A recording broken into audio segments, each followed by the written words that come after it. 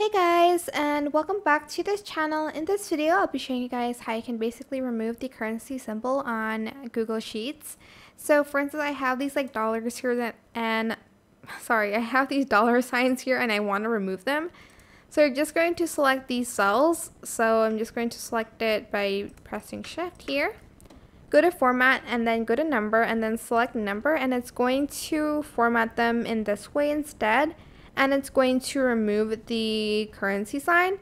You can also like delete the zeros if you want to by pressing these this decimal things. But that's pretty much it, really. Super simple. I hope this tutorial was helpful for you guys. Don't forget to like, comment, share, also subscribe to this channel if you haven't done that already. If you have any more questions, just leave it in the comment section down below. I will try my best to answer them all for you guys.